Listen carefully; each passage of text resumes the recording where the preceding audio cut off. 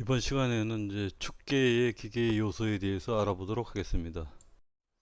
자, 우리 교과서 기준 2장 기계 요소 설계를 공부를 하고 있는데 2장에서 또 이제 5개로 나눠졌죠, 그죠? 1장 뭐 나사 리벳에 대해서는 이미 설명을 이제 전 시간에 했고 이번 시간에는 이제 축계 기계 요소에서 이제 비틀림, 굽힘, 축이음, 키, 핀, 베어링이 뭔가 여기에 대한 이제 설명이 이제 이어지겠습니다. 자, 축의 분류를 보도록 하겠습니다. 이 힘이 어떻게 작용하느냐에 따라서 우리가 이제 전동축, 차축, 스핀들 뭐 이렇게 이제 분류를 합니다. 이 전동축이라고 하는 것은 이게 이제 전기로 뭐 구동된다 그 뜻이 아니고 회전할 때 전자 있죠, 그죠? 전동, 회전을 전달하는 이제 회전 회전을 통해서 동력을 전달하는 축이다 그런 뜻입니다. 비틀림이나 이제 굽힘을 받겠죠. 축이라는 게 그죠? 우리가 재력학에서 공부했던 저기 단순 지지부라든가 또는 그 외팔보 같은 게 있었죠. 그죠? 그런 형태로서 회전을 이제 전달한다는 거죠. 그다음에 차축. 차축 같으면 어때요? 그 트랜스미션에 전륜구동 같으면은 두 개의 등속축이 이제 꽂혀 있죠. 그 등속축 끝부분에 바퀴가 매달려 있는데 바퀴라는 게 물론 이제 스프링에 의해서 지지도 되지만은 힘을 받죠, 그죠? 그럼 일종의 이제 외팔부 끝에서 회전을 전달하면서 굽힘을 전달하는 그런 축이 되는 거죠, 이제. 그 다음에 이제 스핀들은 주로 이제 공작기에 많이 사용되는데 비틀림을 받습니다. 그 오른쪽 사진에 보면은 이제 밀링이 있죠, 그죠? 그 사각 박스를 쳐놓은 그 부위 아래쪽에 보게 되면은 그 이 둥그란 넓적한 부분이 회전을 하는데 그 끝부분에 날들이 붙어 있어요. 그래서 걔가 이제 그 금속 그 가공물 이제 돌아다니면서 금속을 쳐내는데 이거 회전을 하는데 끝부분에서 쳐내려면은 아, 토크를 받겠죠. 토크 그죠? 예. 비틀림 현상이 이제 일어납니다. 그래서 이제 힘을 어떻게 받냐에 따라서 우리가 이제 전동축 또는 차축 스핀들 이렇게 이제 구분을 하죠. 그 다음에 모양에 따라서 이제 우리가 구분하면 이제 직선축 우리가 요소 설계에서 뭐 저기 이제 그 축 설계 하게 되면은 가장 먼저 다루게 되는 게 직선축입니다. 직선축에서 뭐 이제 지지를 어떻게 하느냐, 뭐 단순 지지냐, 외팔보냐 이런 거 따지고 그 다음에 이제 그 집중 과정 작용하느냐, 분포 과정 작용하느냐. 그 다음에 이제 당연히 이제 이때의 축은 이제 회전을 하고 있죠. 예.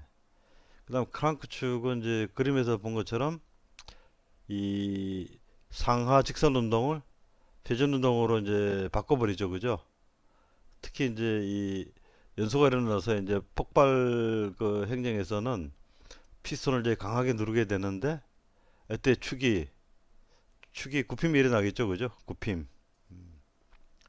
그 다음에 이제 플렉시블이라고 있습니다. 플렉시블은 여기 이제 나중에 그 이제 커플링 쪽에서 아마 얘기할 것 같은데 축 방향이 이제 변화할 수도 있는 거죠. 이거는 이제 우리 자동차 기준으로 하게 되면은 후륜 구동에서 전륜 그 앞부분에 이제 엔진으로부터 이제 축이 나오는데 그 뒷바퀴까지 전달되는데 길이가 길죠, 그죠? 그러면은 이제 이 차가 상당히 이제 길이가 길다고 할 때 이제 가다가 만약에 이제 이 언덕 같은 데를 이제 넘어간다. 그럼 차가 이제 휠 수가 있어요.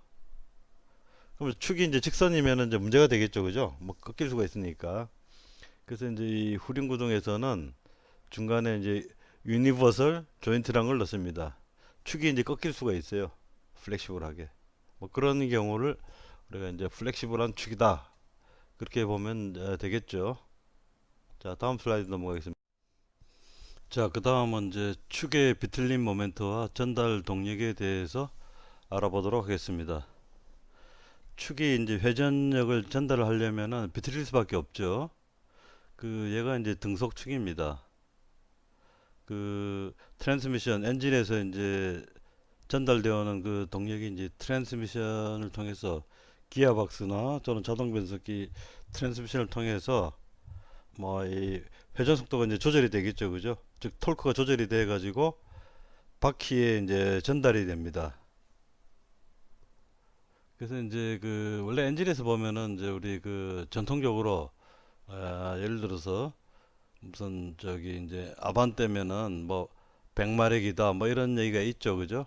근데 지금 현재 뭐 그게 얘기하지만 실제 설계나 이럴 때는 이제 마력이란 단위를 거의 사용하지 않습니다.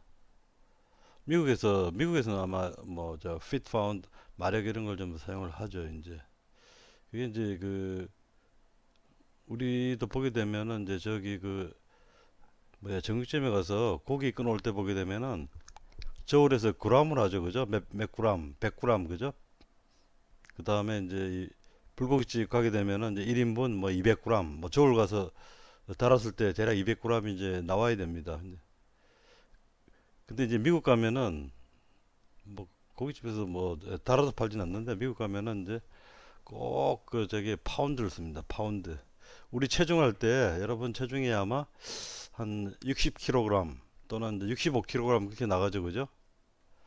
미국 가면은 이제 꼭 그 파운드로 환산합니다. 파운드.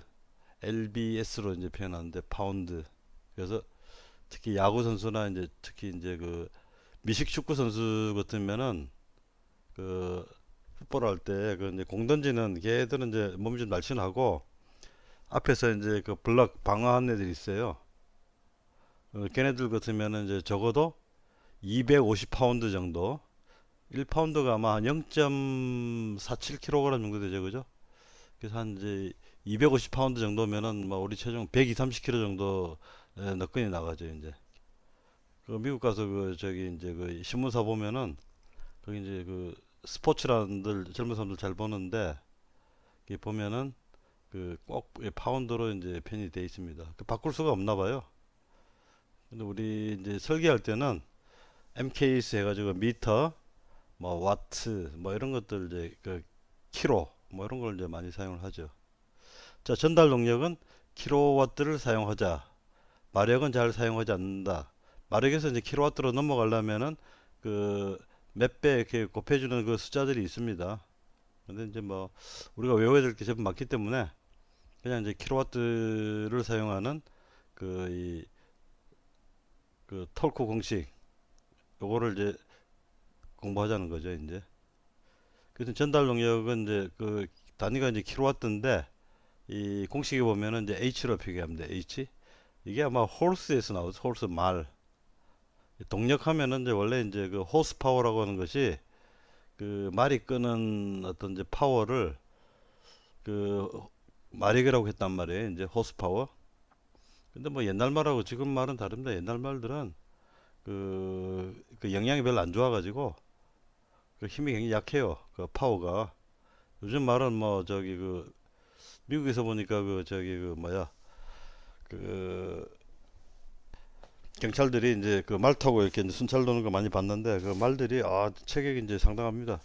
걔들 질주할 때 그 호스 파워가 이제 만만치 않죠. 아마 그 영국에서 옛날 처음 일단이 만들 때 그래서 한 두 배 내지 세 배는 커졌을 것 같아요.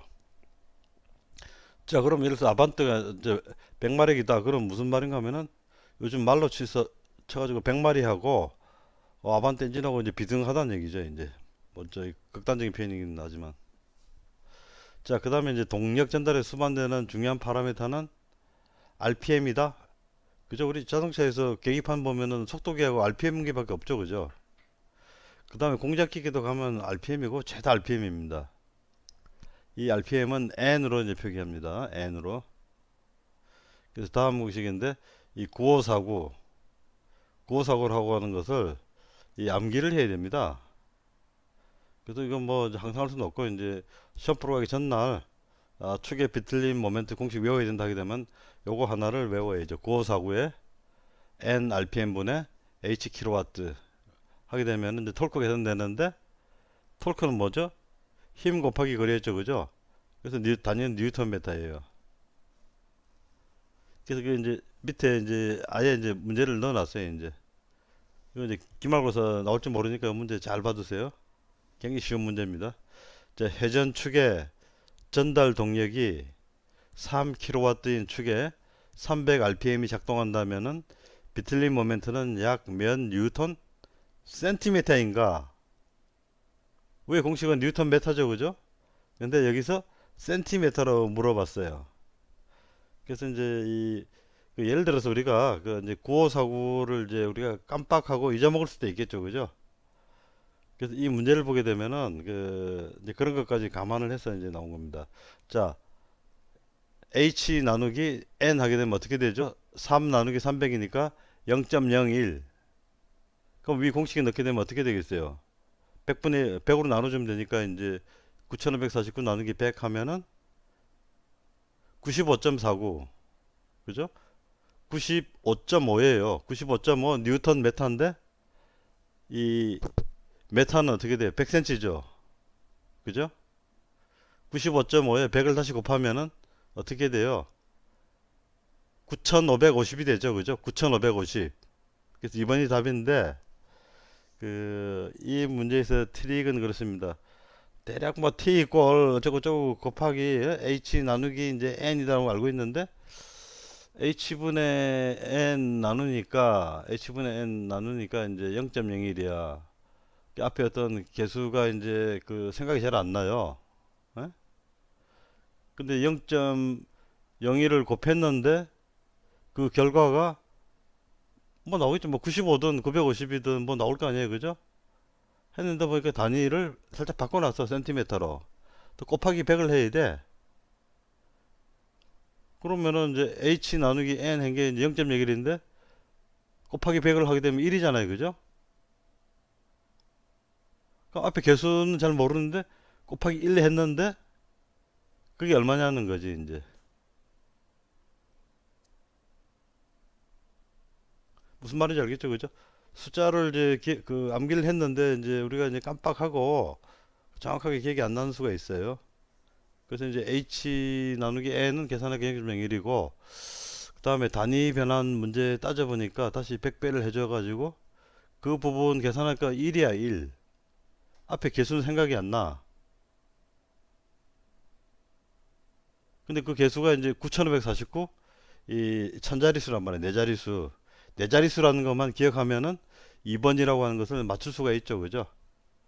그게 뭐 95.9549인데 뭐 약 몇 뉴턴 센티미터인가니까 이제 95.50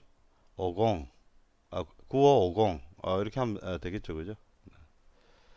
그래서 이번 기회에 동력전달 비틀림 공식 외웁시다. T는 이제 9549 NRPM분의 H킬로와트 단위는 뉴턴 메타. 자, 이번 슬라이드는 지난번 9주차에서 그 비틀림 공부했을 때 그 유도해 봤던 이제 공식인데 복잡하게 생각할 필요 없습니다. 이 결론은 이거죠. 타오 맥스는 ZP분의 T다. T는 이제 비틀어주는 톨크고 ZP는 이제 극단면 계수라고 했죠. 그죠? 이 극자가 이제 뭘 뜻하는가 하면은 그 우리가 이제 그 이 극좌표계라는 게 있습니다. 우리가 이제 XY 카티션 좌표계가 있고 극좌표계는 R 세타로 주어지죠. 그죠? 어떤 위치까지의 반지름 그 다음에 이제 수평면상으로부터의 각도 세타 그걸 이제 극좌표계라고 하는데 이 극좌표계에서 단면계수를 계산하게 되면 그거를 이제 극단면계수라 하고 이 P를 붙입니다. 극이라고 하는 게 영어로 폴라예요. 남극 북극 할 때 동그랗게 해가지고 이제 위도 경도 따지죠. 그죠? 그거를 이제 폴라라고 해요. 폴라 극단면계수. 그 다음에 우리가 이제 굽힌 모멘트는 어떻게 돼? 시그마 맥스는 저기 이제 굽힌 모멘트 나누기 단면계수. 그죠? 그러니까 MB 나누기 Z죠. 그죠? 그거만 이제 기억하면 돼요. 이제. 근데 이제 이 ZP는 그 계산하기 나오죠. 그 32분의 파이 d 4승 나누기 2분의 d에서 16분의 파이 d 3승이에요. 16분의 파이 d 3승. 예. 그 다음에 이제 우리 굽힌 모멘트에서의 Z 값은 그 저게 중요하죠. 그 사각단면일 경우에 그 Z 값이 계산하면은 이제 6BH 제곱인가 그렇게 주어지는데 그거는 이제 외워야 되겠죠. 뭐 계산하는 문제보다는 주로 이제 공식 물어보는 문제가 나왔었죠, 그죠?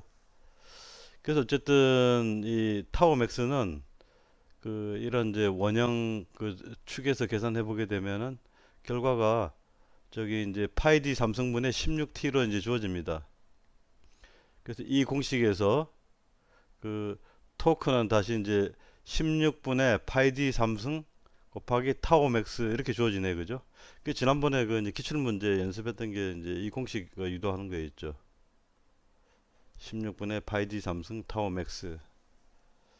그럼 이 공식을 보면 이제 톨크와 그 다음에 직경, 그 다음에 이제 타워 맥스 최대 전달 능력이죠, 그죠?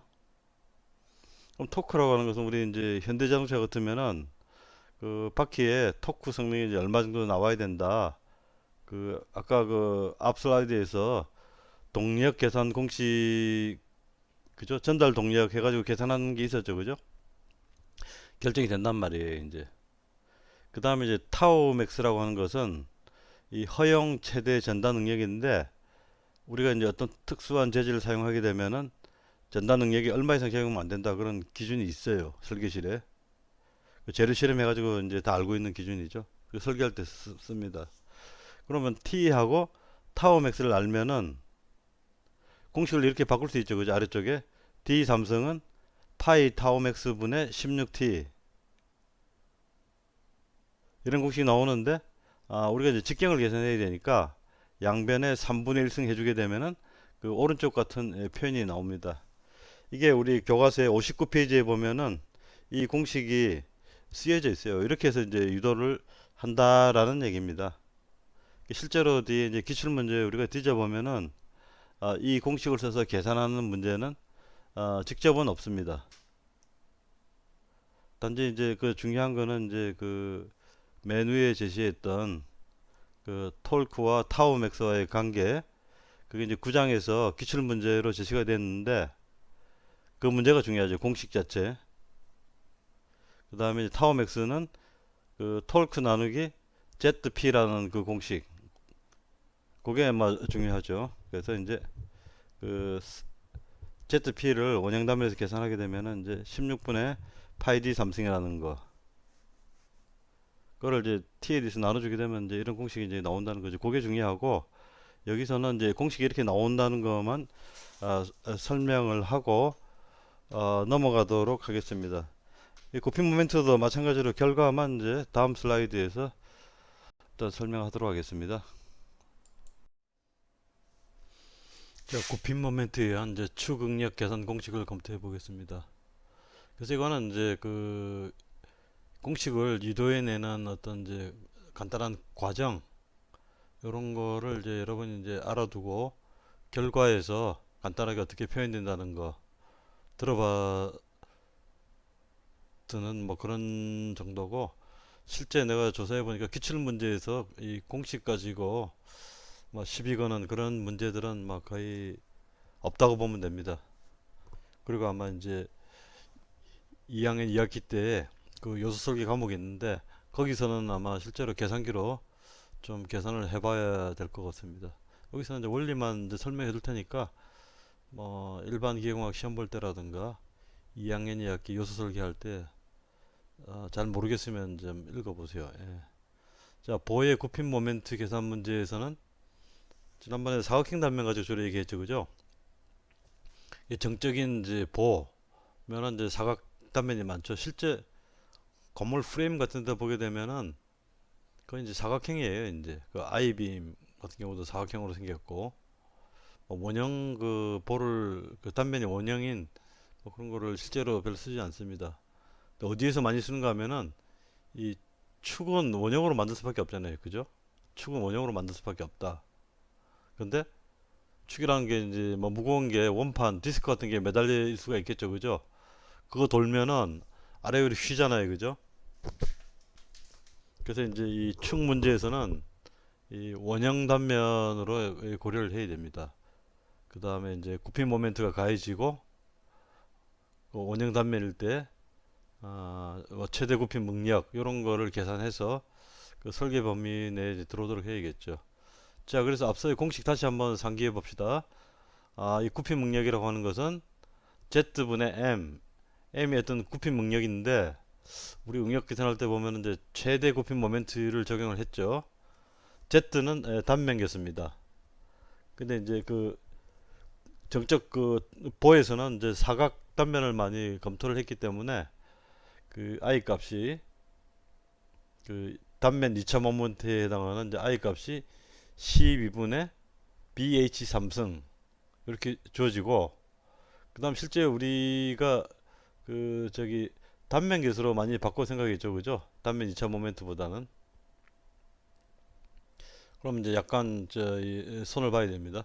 그 다음에 이제 단면 2차 모멘트가 이 직경이 D인 원형 단면일 경우에 64분의 파이 D 4승 이렇게 주어집니다. 저쪽 극 2차 모멘트하고 다르죠, 그죠? 거기 32분의 파이 D 4승이죠. 좀 차이가 납니다. 그 다음에 이제 단면계수 Z, 뭐 ZP 하듯이 여기는 이제 Z죠. 원형 단면의 경우에 Z는 Y분의 I인데, Y라고 하는 것이 이제 2분의 D가 되겠죠, 그죠? 가운데를 이제 원점으로 해가지고 높이가 이제 위로 2분의 D, 마이너스 2분의 D 그렇게 이제 되겠죠. 그래서 2분의 D를 넣어주게 되면은 단면계수 Z는 32분의 파이 D 3승이 나옵니다. 그래서 위에 이제 그 시그마 B는 Z분의 M 공식에서 저기 이제 대입을 해보죠. 거기에 M은 M이고, 그죠? Z는 32분의 파이 D 3승을 넣게 되면은 그 시그마 B는 32분의 파이 D 3승분의 M 뭐 이렇게 나오는데, 여기에서 D 3승을 구해보게 되면은 이제 맨 아래 공식이 나옵니다. D 3승은 파이분의 32 시그마 B분의 M 뭐 이렇게 나오는데, 우리가 원하는 건 D 값이죠, 그죠? 그래서 파이 시그마 B 분의 32M 해가지고 요거에 이제 3분의 1승 이런 공식이 나옵니다. 우리 교과서에서 확인할 수가 있는데 실제 기출 문제는 없습니다. 그냥 알고서 이제 넘어가면 되겠죠. 자, 그 다음에 이제 축의 위험 속도, 이건 이제 크리티컬 스피드라고 하는데, 이거는 내가 설명하면 여러분이 잘 아는 문제예요. 왜 잘 아는 문제냐? 그 집에서든 뭐든 세탁해 보셨죠? 세탁들, 그죠? 세탁물 넣고 그 다음에 이제 그 세제 넣고 스위치 누르면은 일단 물이 쭉 들어오죠, 그죠? 물이 채워집니다. 그 일정하게 채워지면은 그 다음에 돌기 시작하죠, 그죠? 그래서 그 서서히 회전수가 높아집니다. 적정한 이제 세탁을 위한 이제 회전수가 되면서 이렇게 돌면서 이제 세탁이 이루어지는데, 나중에 한 번씩 물을 빼야 되잖아요, 그죠? 이게 멈춥니다. 그래서 쉽게 얘기하면은 이제 그 세탁할 동안까지 어떤 RPM이 증가했다가 나중에 물 빼기 위해서 쭉 떨어지죠, 그죠? 그러다 보면은 이제 특정 그 주파수를 RPM을 이제 그 저기 시간당 회전수잖아요, 그죠? 요거를 이제 주파수로 계산할 수가 있습니다. 주파수로. 그게 이제 그 아래쪽에 공식이 있죠, 그죠? 2파이분의 60 오메가 C, 오메가 C는 이제 각속도입니다. 각속도라고 하는 것은 초당 이제 몇 도 돌아가느냐, 초당 몇 라디안 돌아가느냐, 뭐 그거 말하는 거죠, 그죠? 그거 알면은 우리가 이제 그 RPM을 계산할 수 있다는 거죠. 그래서 특정 RPM이라고 하는 것은 이제 특정 각속도, 특정 어떤 주파수라고 이제 얘기하면 되는 겁니다. 그게 이제 상당히 그 낮아요, 이제. 거의 이 회전 멈추기 전에 물 다 빠지고, 물 다 빠지고 이제 탈수할 때 그게 더 많이 일어나죠. 탈수할 때. RPM을 이제 낮은 RPM을 특정 RPM을 통과해야 되는데, 그때 이제 세탁기가 굉장히 많이 떨립니다. 진폭이 커지고. 그래서 공지진동수 영역에서는 이제 쉽게 에너지를 빨아들이게 되고 회전의 흔들림 현상이 무섭게 커집니다. 그래서 여기서 계속 흔들어주면 안 되고 뭐 베어링이 뭐니 다 깨져요. 오래 거기서 저기 회전하고 있으면. 그래서 이제 이 제어 장치에서 우리가 이제 뭐 세탁 제대로 하려면은, 탈수를 제대로 하려면은 필요한 주파수까지 쭉 올려버리겠죠, 그죠? 단지 통과를 해야 된다, 빠른 속도로. 예. 그래서 축의 회전 속도와 공진 그 진동수, 공진 RPM이 일치하게 되면은 뭐 축이 파손이 될 수도 있습니다. 피해야 됩니다. 그래서 만약에 이게 이제 어떤 기계를 했는데 뭐 예를 들어서 이제 820 RPM에서 축이 돌아야 된다. 근데 계산을 해보니까 축의 그 저기 그 위험 속도 그 RPM이 뭐 780 RPM에서 근처에 있어요. 그럼 축 설계 새로 해야 되겠죠, 그죠? 예. 그럼 예를 들어서 축이라고 하는 것은 이제 그 회전한 이 단순보에서 그 보가 회전한다고 보면 되겠죠, 그죠? 아래로 쳐지는 게 아니라 회전하게 되면은 이제 우리 그 어릴 때 그 줄넘기 하듯이, 그죠? 아래 위로 어떤 진폭이 있는 뭐 이런, 아래 위로 이제 쳐지는 뭐 그런 형상을 이제 상상하면 될 겁니다. 그래서 이제 이 크리티컬 그 RPM이라고 하는 것은 저 뒤에서 두 번째 보게 되면은 이제 파이분의 30 곱하기 W분의 GK, 그 앞에 보게 되면 M분의 K죠, 그죠? K는 이제 스프링 상수고 M은 질량이에요. 이거 저기 그 음파의 속도 계산할 때도 씁니다. 응? 뭐 공기 뭐 질량, 그 공기의 밀도 이런 거 가지고 이제 질량 환산을 하고 K 값을 뭐 어떤 식으로 이제 조율을 해서 또 계산을 합니다. 그 다음에 이 공식에서 질량이라고 하는 것은 이제 뭡니까? 이 중량을 중력가스로 나눈 거죠, 그죠? 그걸 대입하게 되면은 이제 뒤에서 두 번째 공식이 나오죠. 그때 이제 그 스프링 상수라고 하는 것은 우리가 그 처짐 공식이 있었죠, 그죠? 어떤 처짐에서 보게 되면은 이제 3EI 분의 PL 3승 델타, 그런 게 나왔었죠, 그죠?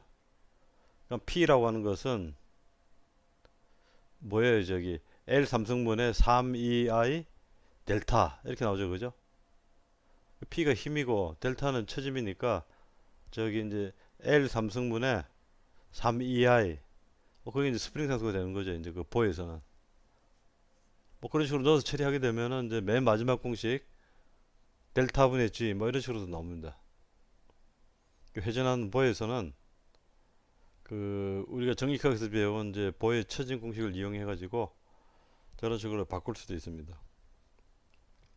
그래서 그 우리 산업기사에서는 요거 이제 계산하는 문제 나오지 않는데, 뭐 이 산재 대학 졸업하고 보는 이제 이 건설 기계기사 이런 데서는 데이터 주고 계산하는 게 실제 문제로 나옵니다. 그래서 여기서 여러분들은 이 공진 진동수와 회전 속도가 일치하면은 이제 어떤 일이 벌어지는지에 대해서만 정확하게 이해하고 있으면 되겠습니다. 자, 다음번에 축이음으로, 축이음 그 설계에서 대단히 중요합니다. 커플링이라고 하죠. 여기로 넘어가 보도록 하겠습니다.